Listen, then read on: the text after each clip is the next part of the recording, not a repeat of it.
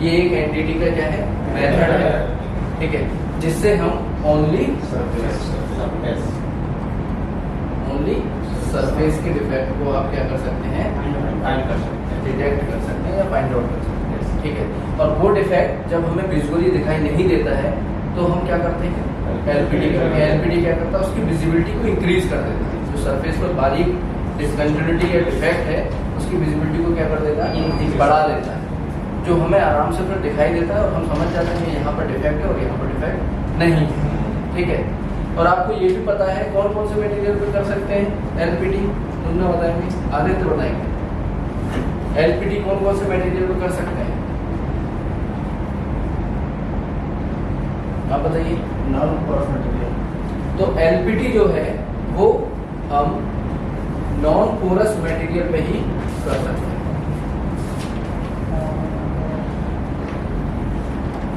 ये भी आपको पता है कि पोरस मटेरियल और नॉन पोरस मटेरियल क्या होते हैं। पोरस मटेरियल वो होते हैं जो छिद्र वाले होते हैं, अगर हम उस पर लिक्विड डालें तो वो क्या कर लेंगे, सोख लेंगे, तो हम उस पर एलपीडी नहीं कर सकते हैं। किस पे कर सकते हैं हम, नॉन पोरस मटेरियल।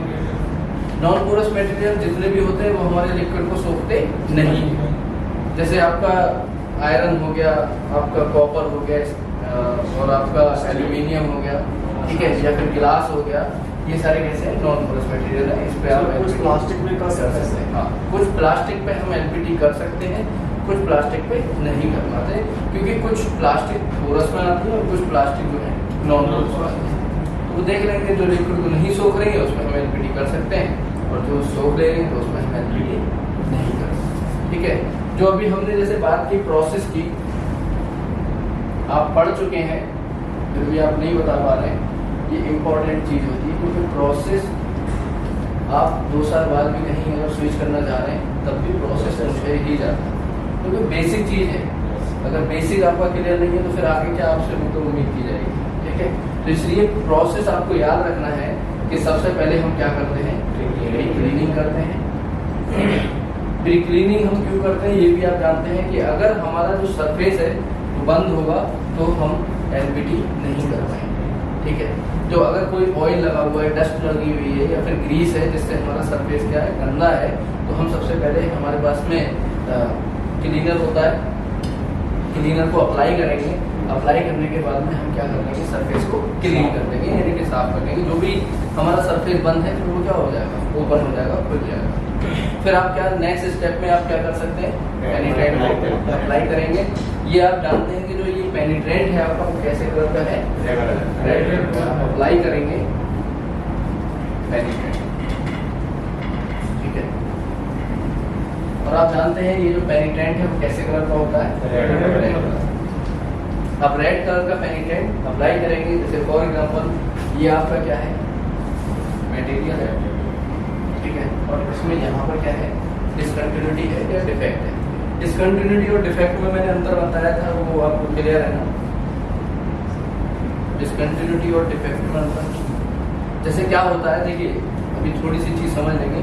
जो लीनियर इंडिकेशन होता है, कैसा इंडिकेशन, लीनियर इंडिकेशन, उसको हम 1.5 mm तक क्या कर लेते हैं, एक्सेप्ट कर लेते हैं। अगर हमारा लीनियर इंडिकेशन 1.3 mm का है, जैसे हमने एलपीडी कर रहे हैं और हमारा इंडिकेशन जो है ये मैं अभी आपको क्लियर कर दूंगा, अभी डिसकंटिन्यूटी और डिफेक्ट में अंतर समझ, ठीक है। आपको पता है कि 1.5 mm का लीनियर इंडिकेशन आएगा तो हम उसको क्या कर लेते हैं, एक्सेप्ट कर लेते हैं, यानी कि 1.5 mm तक हम क्या कर सकते हैं, एक्सेप्ट कर सकते हैं। तो हमने जब एलपीडी किया हमें जो इंडिकेशन मिला वो 1.3 mm का मिला, तो हम इसको क्या बोलेंगे, डिसकंटिन्यूटी बोलेंगे, यानी कि जिसको हम एक्सेप्ट करते हैं, जिसको हम पास कर देते हैं, हल्का फुल्का सा जो रहता है तो उसको हम बोलते हैं डिसकंटिन्यूटी। अगर इससे ज्यादा लीनियर इंडिकेशन होगा, जैसे फॉर एग्जांपल 1.6 mm, तो हम इसको क्या बोलेंगे, डिफेक्ट। तो डिसकंटिन्यूटी और डिफेक्ट में अंतर समझ में आ रहा है, ठीक है।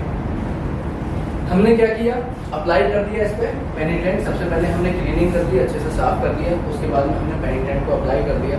जब हम पेनिट्रेंट को यहाँ अप्लाई कर देंगे तो उसको हम कुछ समय के लिए छोड़ेंगे, क्योंकि जो हमारी डिसकंटिन्यूटी या डिफेक्ट है वो बारीक है, आपको पता है, तभी तो हम कर रहे हैं। अगर हमें ऐसी विजुअली दिख जाएगा तो वहीं रिजेक्ट कर देंगे ना, एलपीडी करने की हमें क्या जरूरत है, ठीक है।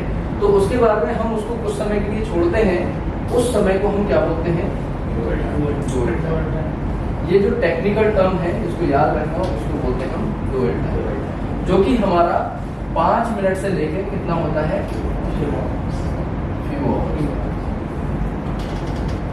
फ्यू आवर्स का मतलब 2 घंटे। ठीक है, उसके बाद में हमने क्या किया, जैसे हमारा प्रोसीजर है, आपको पता है कि प्रोसीजर जो है वो लेवल 3 बनाते हैं, उसी प्रोसीजर को लेवल 2 और लेवल 1 फॉलो करते हैं। ठीक है, जैसे प्रोसीजर में लिखा हुआ है 5 मिनट लिखा हुआ है या 6 मिनट लिखा हुआ है, तो हमने क्या किया, जो पेनिटेंट डाला है उसको 6 मिनट तक डाले रखेंगे। जैसे ही हमारा डुअल टाइम कंप्लीट होता है उसके बाद में हम क्या कर देंगे, नेक्स्ट स्टेप में रिमूव एक्सेस पेनिटेंट एक्सेस,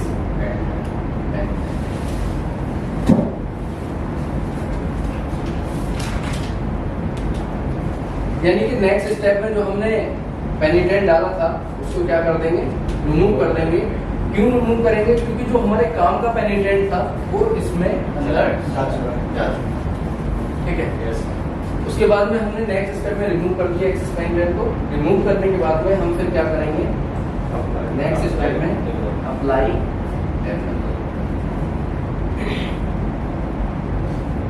डेवलपर को हम क्या कर देंगे, अप्लाई कर देंगे। डेवलपर आपको पता है कि ये कैसे कलर का होता है, व्हाइट कलर। और डेवलपर का जो काम होता है वो याद रखना, डेवलपर हमारा क्या है, एक केमिकल है।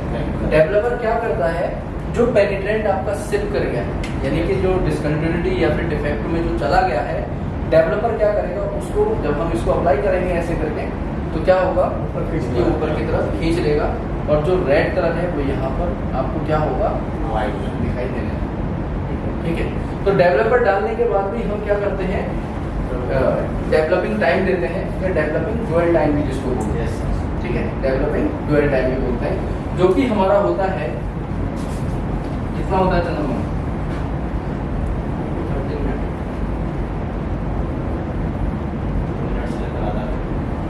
तो हम 2 मिनट से लेके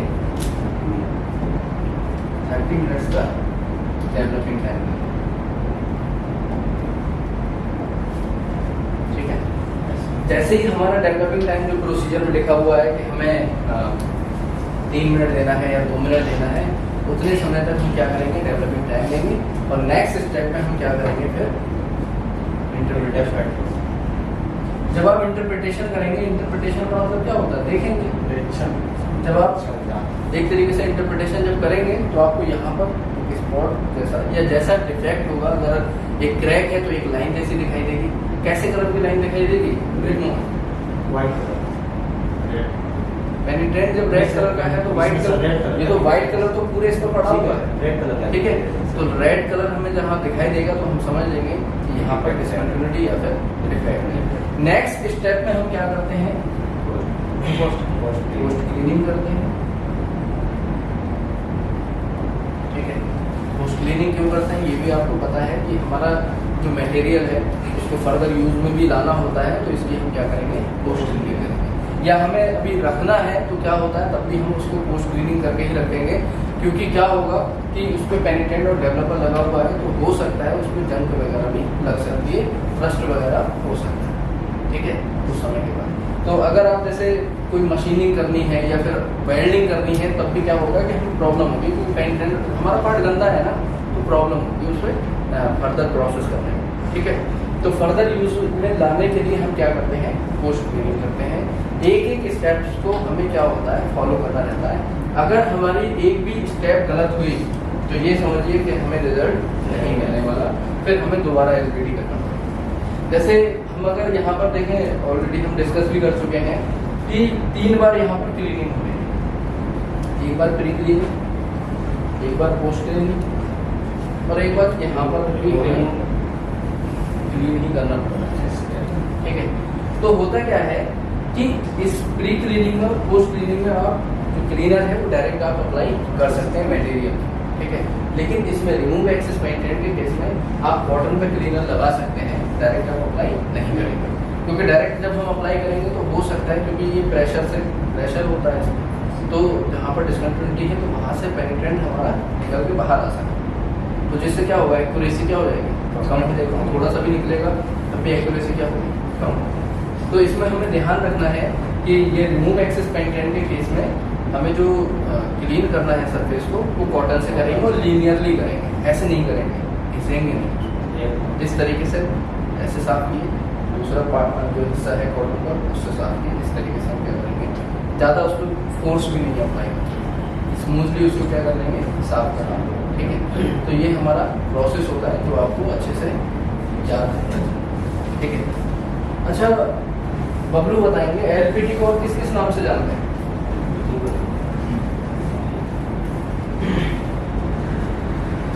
तो हमने एलपीटी करके क्वेश्चन कर लिया। हो सकता है क्लाइंट जो है वो आपसे कुछ और टर्म यूज करके क्वेश्चन करें, बताइए। हाँ,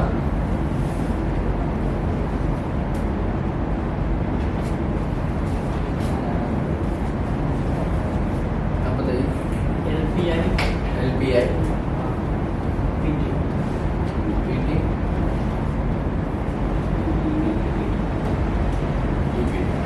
ठीक है। तो आपको पता है कि टेस्टिंग को हम इंस्पेक्शन भी बोलते हैं। तो यहाँ पर क्या हो जाएगा, लिक्विड पेनिट्रेंट इंस्पेक्शन हो जाएगा, यहाँ पर पेनिट्रेंट टेस्टिंग हो जाएगा। ये डीपीटी है, D4 हो जाएगा आपका डाई, क्योंकि इसमें क्या होता है, कलर होता है, तो इसलिए हम इसको क्या बोलते हैं, डाई पेनिट्रेंट टेस्टिंग भी बोलते हैं। मोस्टली क्या होता है इंडस्ट्री में डीपीटी करके ही ये टर्म यूज है। तो आपको याद रखना है कि डीपीटी या फिर एलपीआई और पीटी के नाम से भी हम इसको जानते हैं। आपसे क्वेश्चन जरूरी नहीं है कि एलपीटी करके हो, पीटी करके भी क्वेश्चन हो सकता है। ठीक है, तो आपको याद रखना है, इन टर्म से भी हम जानते हैं। ठीक है, ये तो आपने नोट किया हुआ है। Yes. आपको